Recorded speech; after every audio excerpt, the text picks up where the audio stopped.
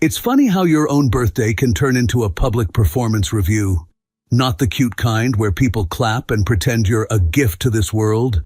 The other kind, where you're sitting there with a drink in your hand, smiling like a normal human, and someone decides it's the perfect time to remind the room that you're apparently an accessory. Like a throw pillow, decorative, easy to move, not consulted. My wife, Charlotte, had planned the whole thing. Of course she had. She didn't just plan parties, she produced them. She treated my life like a calendar she managed, color-coded, optimized, and occasionally used to embarrass me in front of witnesses. We were in one of those trendy restaurants that pretend they're rustic by putting exposed bricks on the wall and calling it industrial charm. Long table, warm lights, enough wine to make grown adults hug each other without shame. Friends, acquaintances, business contacts we didn't even like but kept around because networking is just adult friendship with invoices. I had just turned 36, old enough to know better, young enough to still pretend things were fine. Charlotte looked perfect, not just good, strategically perfect.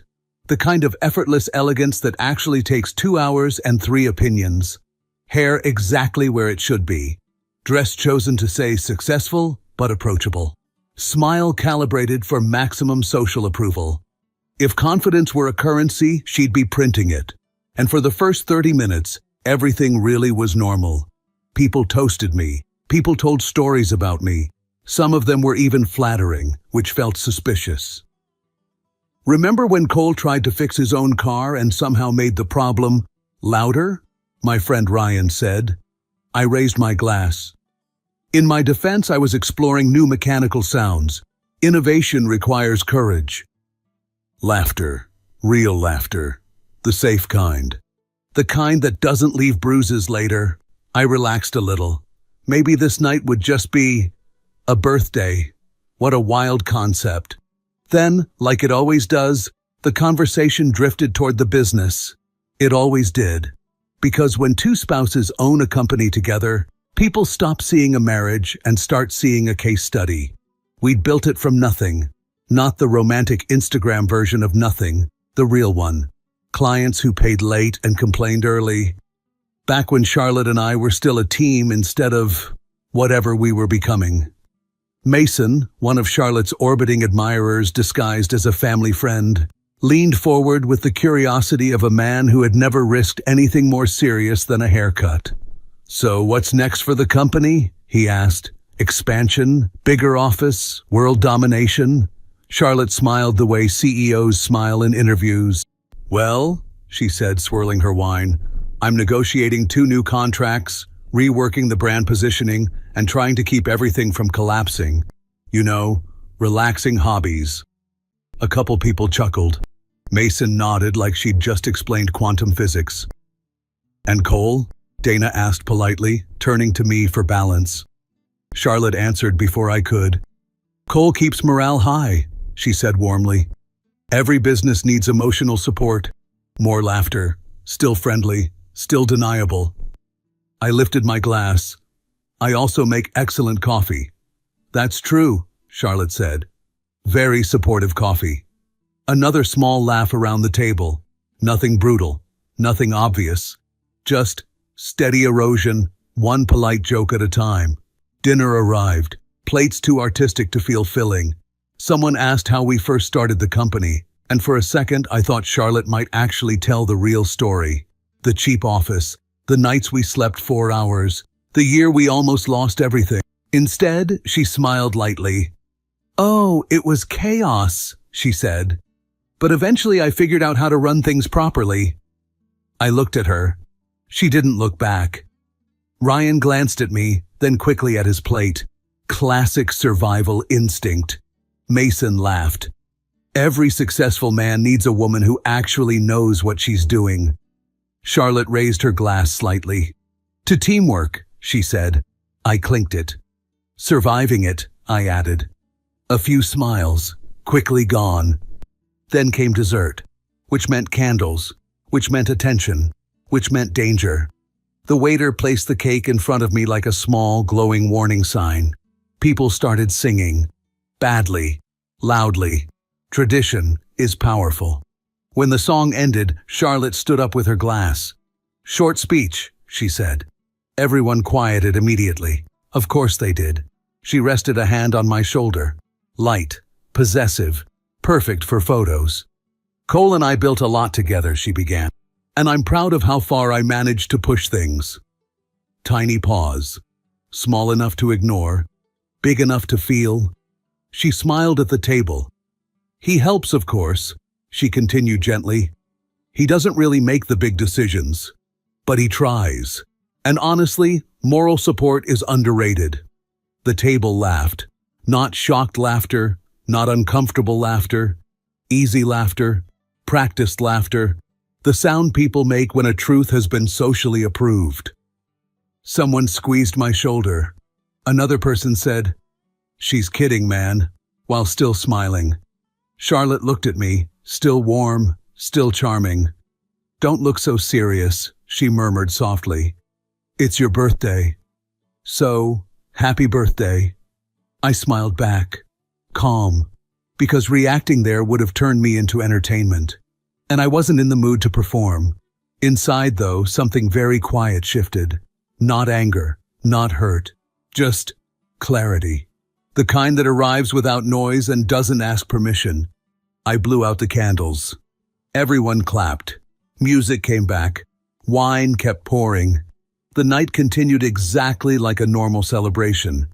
And that was the strangest part, because nothing dramatic happened.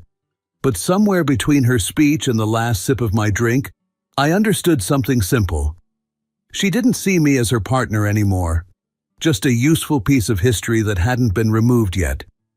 By the time we left the restaurant, I was calm in a way I hadn't felt for months.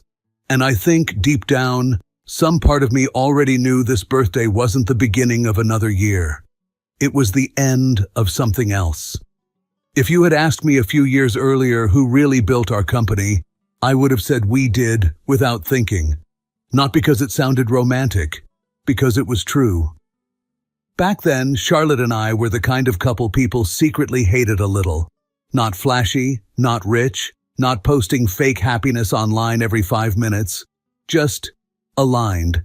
Same direction, same risk, same exhaustion.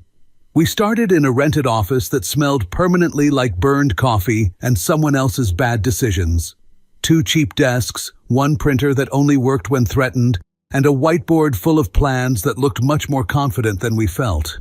I handled operations, clients, logistics, numbers, all the invisible things that keep a business from quietly dying on a Tuesday afternoon. Charlotte handled people, meetings, presentations, partnerships. She could walk into a room of strangers and leave with 3 contracts and someone offering her a better opportunity. We made a good team. Not equal in everything, but balanced. And balance is usually enough. I still remember one of our first real wins, a mid-size contract that felt enormous at the time. We stayed in the office until midnight going over the details again and again like the numbers might disappear if we stopped looking. Charlotte opened a cheap bottle of champagne someone had given us months earlier. "This is it," she said, smiling like a kid who just realized the future might actually work out. "This is rent for 3 more months," I corrected. She laughed and bumped her glass against mine. "You're terrible at celebration. You're terrible at realistic expectations." "Good," she said. "That's why this works." And it did. For a long time, it really did. Growth wasn't fast or glamorous. It was slow, stressful, and full of small disasters nobody talks about in success stories. Employees quitting at the worst possible moment, clients paying late, equipment breaking the day before deadlines. The constant quiet fear that one bad month could end everything. We carried that weight together. And when you carry something heavy with another person long enough, you start believing the connection is permanent. That was probably my first mistake. The change didn't happen suddenly. There was no dramatic betrayal, no single argument you could point to and say, "There, that's when it broke." It was slower than that. Quieter, more polite. Success came first. Not huge success, but enough to change how people looked at us. Better office, more employees, bigger clients, Real money moving through real accounts, and with success came attention, especially toward Charlotte. Clients loved her, partners trusted her, investors listened to her. She had the kind of confidence that makes people assume competence even before she speaks. At first, I was proud of that. Honestly proud. Because her winning felt like us winning. But somewhere along the way, the word "we" started disappearing from conversations. Not loudly, just less often. "I'll decide." I already told them. I handled it. Small sentences. Easy to ignore. Until you hear enough of them. One afternoon about a year before my birthday, I walked into the conference room during a meeting with a potential partner. Not late, not interrupting, just arriving after finishing a call with a supplier. Charlotte was mid-presentation. Confident, smooth, completely in control. She glanced at me for half a second. That quick social smile you give someone whose role you don't want to explain. "And this is Cole," she said lightly. "He takes care of internal processes." Internal processes. Not co-founder, not partner, not husband, just internal processes. Like I was a helpful software feature. The partner shook my hand politely. The way you shake hands with someone who won't be in the final decision. I told myself I was overthinking it. Because that's what calm people do when something feels wrong. We give reality the benefit of the doubt. After the meeting, I asked, casually, "Internal processes?" Charlotte didn't even look up from her laptop. It was just simpler for the conversation. "Right. You know titles don't matter," she added. "Results do." That sounded reasonable. Reasonable is very dangerous. You can hide a lot of truth inside reasonable. Another time we were reviewing numbers late in the office. Just the two of us, like old days, but not really. I suggested delaying a risky expansion by a few months. Cash flow was tight, and one late payment could hurt. Charlotte leaned back in her chair, arms crossed, studying me with that calm patience she used on employees who didn't understand something obvious. "You're thinking too small again," she said. "I'm thinking stable," I replied. "We don't grow by playing safe. We also don't survive by pretending risk isn't risk." A pause. Quiet but heavy. Then she sighed softly, not angry, just dismissive. "Cole, you're great at keeping things running," she said. "But big strategic calls? That's more my area." There it was. Clean, polite, surgical. I nodded slowly, like we were discussing the weather. Because arguing in moments like that never changes the outcome. It just makes you look emotional. "Okay," I said. And that was the first time I chose silence instead of disagreement. Not because she was right, because I felt the ground shifting and didn't know where to step yet. From the outside, everything still looked perfect.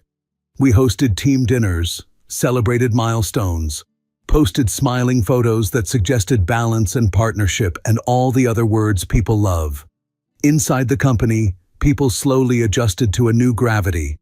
Questions went to Charlotte first. Decisions waited for Charlotte. Credit naturally flowed toward Charlotte. No one announced this change. Systems like that never need announcements. They just settle. A few employees still came to me with problems, usually the serious ones, the messy ones, the ones without easy answers. I solved them quietly, like always. No applause, no speeches, just stability. And stability is invisible when everything works. One evening, months before my birthday, we stayed late finishing paperwork.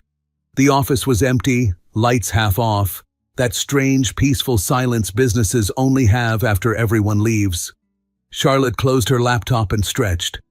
"You know," she said, "if we keep this pace, in 2 years we could sell for a really strong number."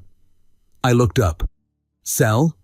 Maybe not fully," she said, "but partially. Step into something bigger, more serious." "And what would I do?" I asked.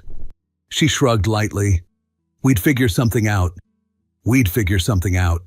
Not together building, just figuring something out for me, like a retirement plan you discuss for a relative." I watched her for a moment. trying to understand when the language between us had changed so much. "Do you still see this as ours?" I asked quietly. She frowned slightly. "Of course it's ours. Why are you being weird?" "Just asking," I said. She softened then, walked over, kissed my cheek. Quick, automatic. "You worry too much," she murmured. "Relax. I've got it under control." I believed her about one thing. She did have it under control. I just didn't realize yet that I was slowly being removed from what she controlled. The ride home from the restaurant was quiet, in the most ordinary way possible. Not dramatic silence, not the kind where two people stare out opposite windows like strangers in a movie. Just normal, everyday quiet. The radio was low, traffic lights changed on schedule, and the city looked exactly the same as it had that morning. Charlotte was checking messages on her phone, replying quickly, smiling at something one of her friends had sent. "People had fun tonight," she said casually. "Yeah," I answered. "They did." She glanced at me for a second, like she was measuring the tone of my voice for hidden problems. Finding none, she went back to her screen. "That cake was terrible," she added. "Why do restaurants always ruin desserts?" "It's tradition," I said. "You survive the meal and then suffer emotionally at the end." She laughed softly. A real laugh this time, not the polished social one. For a moment it almost felt normal again. Familiar. Easy. That used to be enough. We stopped at a red light. A couple crossed the street holding hands, arguing about something small and meaningless. I remember noticing how relaxed they looked. Not happy exactly, just equal. Charlotte locked her phone and leaned back in the seat. "You were quiet tonight," she said. "It was my birthday. I was letting other people talk about themselves. Very generous of me." "I'm serious, Cole." Another red light. The same calm tone. No tension in her voice, which somehow made the conversation feel more careful. She turned slightly toward me. "You're not upset about anything, right?" There it was. Soft, reasonable, perfectly framed. Not an accusation, not concern either. Just a quiet, preemptive defense. "Should I be?" I asked. "I don't know," she said lightly. "You get sensitive sometimes." Sensitive. That word again.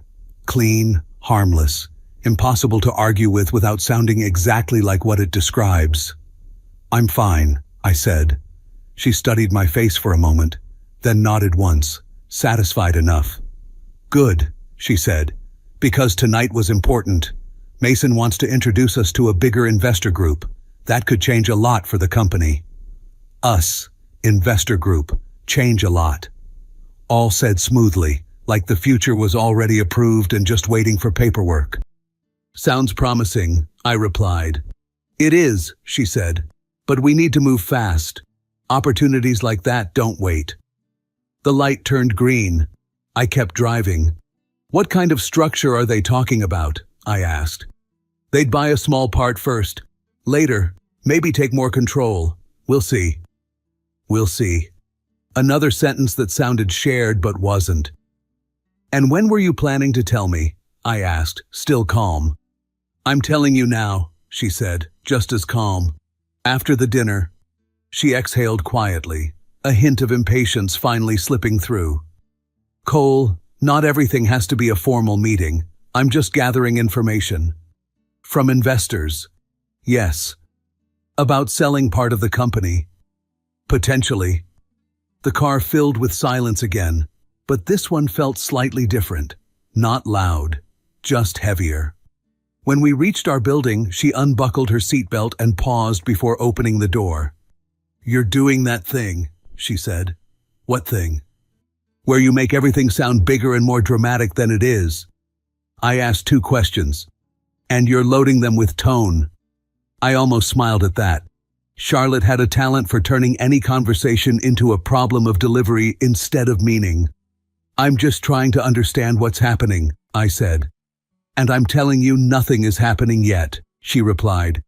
"You're jumping ahead." Maybe I was.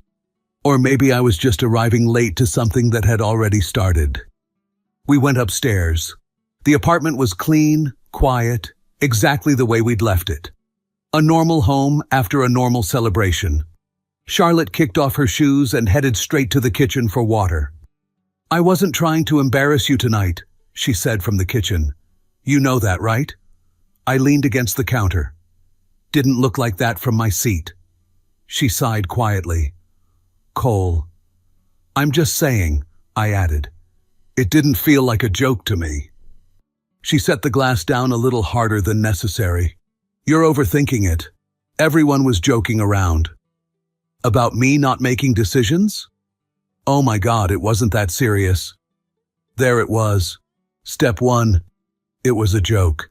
Step 2 would be that I misunderstood it. Step 3 would be that the real issue was my reaction.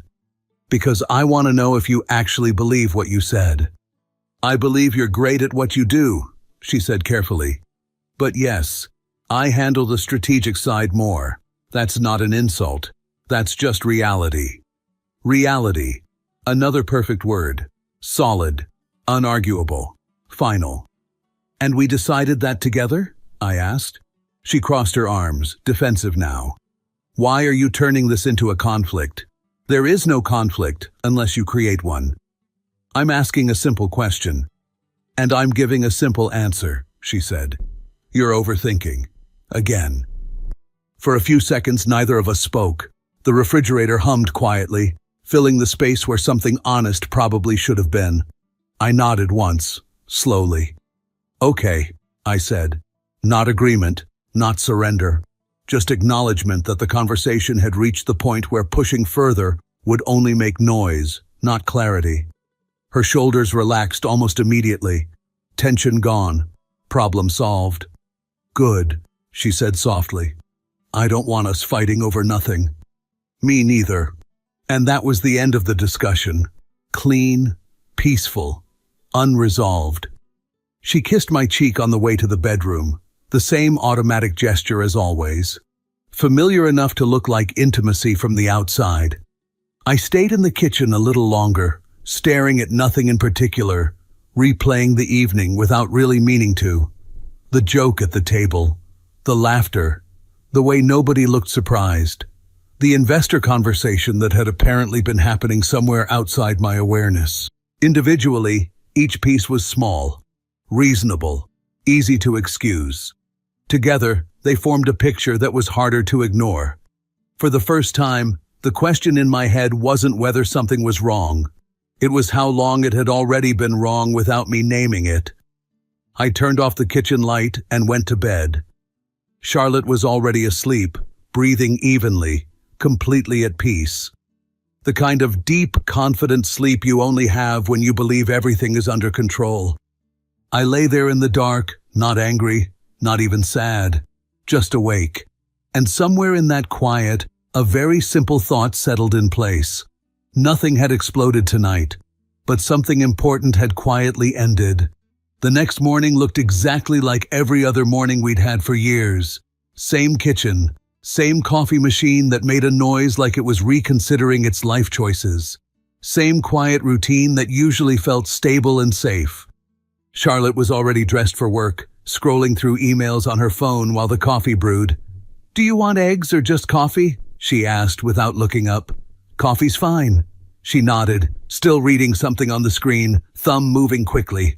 Whatever conversation we'd almost had the night before was already gone from her world. Filed away under not important. That used to bother me. Now I just noticed it. We sat across from each other at the table, the morning light coming through the window in that soft, neutral way that makes everything feel normal even when it isn't.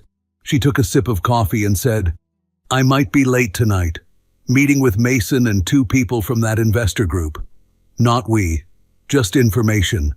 Delivered like a calendar update." "What are they expecting?" I asked. "Just to talk," she said. "Nothing serious yet. About buying in." She looked at me over the rim of her cup. Not defensive, just slightly tired. "Cole, we talked about this." "You told me about it," I said. "That's different." A small pause settled between us. Not explosive, just uncomfortable enough to notice. She set the cup down carefully. I don't understand why you're acting like I'm doing something behind your back. I didn't say that. You're implying it. I'm asking what's happening. Her jaw tightened for a second, then relaxed. She chose patience, the same way someone chooses the least exhausting argument. It's a conversation, she said slowly. If it turns into something real, obviously we'll decide together. Obviously. Another smooth word that didn't actually promise anything. I nodded once. Okay. And just like that, the tension dissolved. At least on the surface. She checked the time, grabbed her bag, kissed my cheek on the way out and said, "Don't overthink everything today, okay? Wouldn't dream of it." The door closed. Silence filled the apartment again. I sat there for a while with the coffee in my hands, letting the quiet stretch without rushing to fill it. There's a certain kind of clarity that only shows up when nobody's talking. For the first time, I didn't try to convince myself things were fine. I just watched the facts the way you watch numbers on a screen. She was making plans without me. She was having conversations without me. And somehow I was the one expected to feel unreasonable for noticing. Still no drama, no betrayal you could point to. Just a slow shift in position. Around noon I went into the office. Not because I had to, because routine keeps your head clear. The place looked the same as always. People working, phones ringing, small everyday chaos that usually meant stability. A few employees nodded when they saw me. Normal, respectful, familiar. But even normal things feel slightly different once you start paying attention. At the weekly planning meeting, Charlotte led the discussion like she always did. Confident, focused, already 3 steps ahead of everyone else in the room. I listened, took notes, watched. At one point she mentioned future structural options for growth, said it casually, like it was just another operational detail. No one looked at me when she said it. They looked at her. That was new. Or maybe it wasn't. Maybe I had just ignored it before. After the meeting, one of the senior managers stopped me near the hallway. "Hey," he said quietly, "are we actually bringing in investors?" I studied his face for a second. He looked careful, the way employees look when they don't know which answer is safe. "Why do you ask?" I said. Charlotte mentioned possible changes down the line, just trying to understand what direction we're heading. I nodded slowly. Nothing official yet. He seemed relieved, but not fully. "Okay, just keep me posted?" "Of course." He walked away, and I stood there a moment longer than necessary. So people inside the company were hearing pieces of the future too. Just not from me. That realization didn't hurt as much as I expected. It felt clarifying. The rest of the day passed in small, ordinary tasks. Calls, emails, fixing problems no one else even noticed. The invisible part of running something real. By evening, the office had emptied out. Lights off in most rooms. Quiet again. I stayed at my desk, looking through old folders on the computer. Early contracts, first invoices, documents from the year when survival counted as success. Back when every decision had been a conversation between 2 people sitting side by side, trying to keep something alive. I wasn't nostalgic, just measuring distance. Somewhere between those first files and the meetings she was having now, the definition of "we" had changed. And the strange part was how calm that realization felt. I shut down the computer, grabbed my coat, and turned off the last light in the office. For the first time, I wasn't wondering how to fix anything. I was wondering something much simpler. If I was already standing outside the future she was planning, what exactly was I still holding on to?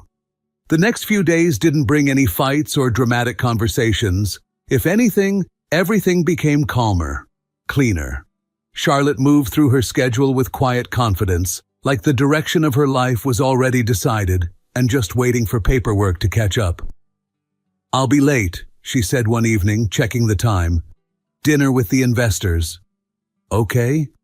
She hesitated for a second, maybe expecting a question. When none came, she nodded and left. That small pause told me more than any argument could. At the office, the pattern was the same. Decisions announced, not discussed. Meetings scheduled without me. Language that slowly erased the word we without anyone saying it out loud. None of it was shocking on its own, but together, it formed something simple and impossible to ignore. She wasn't planning a future with me. She was planning a future where I was optional. I wasn't angry she was talking about selling. I wasn't even afraid of change. What stayed with me was simpler than that.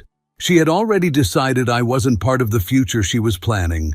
The documents just hadn't caught up yet. Once that thought appeared, everything else became easier to see. By the end of the week, I scheduled a meeting with a lawyer. I didn't tell her, not because I wanted secrecy, but because there was nothing left to negotiate emotionally. This wasn't revenge. It wasn't even anger. It was recognition. The lawyer reviewed the ownership documents and leaned back in his chair. "You hold an equal share," he said. "Yes." "And you're thinking about leaving?" "I'm thinking about reality," I answered. He gave a small, understanding nod.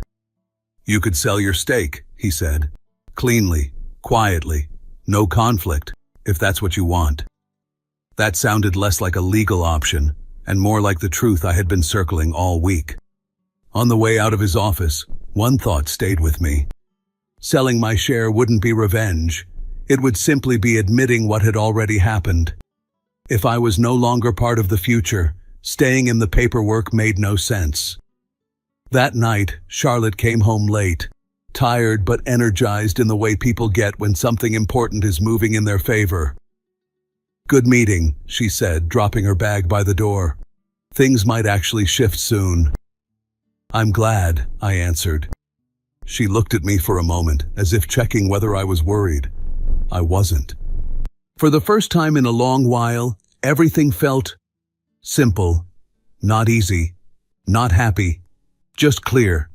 And clarity, once it arrives, doesn't really leave room for hesitation. By the time the next week began, the decision was no longer emotional. It was practical. I wasn't trying to leave her. I wasn't trying to hurt her. I was just stepping out of a future that no longer included me. I just hadn't told her yet. The process moved quietly after that. No dramatic turning points, just small, practical steps that didn't look important from the outside. A second meeting with the lawyer. Numbers, timelines, possible buyers. What could be done fast and what needed patience. The valuation came back higher than I expected. The company was healthy, stable, attractive to the kind of buyers who don't ask emotional questions. "Are you sure you want to move this quickly?" the lawyer asked. "Yes." "No negotiation with your partner first?" I shook my head.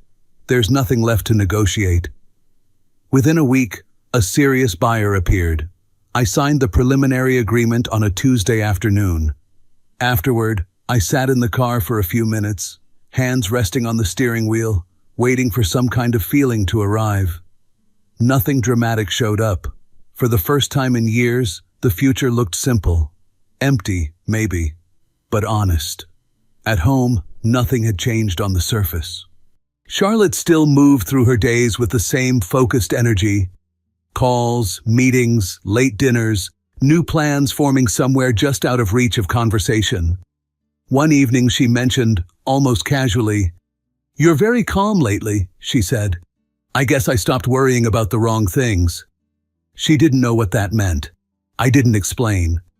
The final documents were ready 3 days later. The lawyer called in the morning. "Everything's set. Once you sign, it's done. I'll come by this afternoon." I signed just before sunset. One signature, one handshake, one quiet confirmation that the last formal tie between me and the future Charlotte was planning no longer existed. Walking out of that office felt lighter than I expected. Like putting down something heavy you'd been carrying so long you forgot it wasn't part of your body. I told her 3 days later. She was at the kitchen counter with her laptop open, answering emails while something reheated in the oven. "I met with the lawyer this week," I said. She nodded absently. "About what?" "I sold my share of the company." The words landed softly. No drama in the tone. Just information. She kept looking at the screen for a moment, like her brain needed time to decide whether the sentence was real. Then she slowly raised her eyes. What? I signed the documents. Silence filled the kitchen, heavy but still controlled. That's not funny, Cole. I'm not joking. Her face changed in stages. Confusion first, then disbelief, then something sharper. You can't just do that, she said. We were supposed to discuss this. I held her gaze, calm, steady. You've been discussing the future without me for months, I said. I just handled my part the same way. The words weren't loud, but they didn't leave room for misunderstanding. She stared at me like she was trying to find the version of this conversation where she still had control. Who bought it? She asked. Private investors. Clean deal. Nothing dramatic. You should have told me. I'm telling you now. That's not the same thing. No, I said quietly. It isn't. What does this mean? She asked. It means I'm out of the company. And us? I didn't answer immediately. Not to hurt her. Just because the honest answer had been forming for a long time. I don't know yet, I said. But staying in something where I'm already not included doesn't make sense anymore. She looked away first. For the first time since my birthday, she didn't have a quick response. No calm explanation. No reasonable phrase to smooth the moment. After a while, she said, almost to herself, You really did this? Yes. And you're calm about it. I think I was calm long before today. She nodded slowly, like she was finally seeing a timeline she hadn't noticed while living inside it. Neither of us spoke again for a long time. There was nothing left that required words. She filed for divorce 2 weeks later. Her message was simple. What I did felt like betrayal to her, an insult, proof that I had stopped being someone she could trust. Maybe she was right in her own way. Maybe we had both crossed lines that only became visible at the end. There were no dramatic court battles, no attempts to destroy each other, just signatures, schedules, and the slow legal process of separating a life that had already been emotionally divided for months. The apartment was sold, accounts split, conversations reduced to logistics. By the time the divorce was final, the silence between us felt less like pain and more like distance that had finally become honest. I didn't try to win her back. She didn't try to stop me from leaving. A few months later, I started something new. Smaller at first, no big announcements, just a quiet office, a short list of clients, and the kind of control that comes from building slowly instead of proving something to someone else. This time, every decision was simple. If it worked, it was on me. If it failed, it was on me too. Strangely, that felt lighter than partnership ever had. The business grew, not explosively, but steadily, calmly. The way real things usually do when no one is trying to impress a room. About a year after my birthday, I ran into someone who still knew Charlotte. He told me the company was doing fine, busy, expanding. Exactly the future she had been planning. I was glad to hear it. And surprised to realize I meant that honestly. For a long time, I thought the hardest part of losing a partner was the loss itself. But that wasn't true. The hardest part is realizing you were alone long before anyone said goodbye. And the strangest part? Once you finally accept that, starting over doesn't feel like failure anymore. It just feels honest. If you felt this story hit hard, drop a like, subscribe for more, and share your thoughts in the comments. Your support keeps Steelheart beating.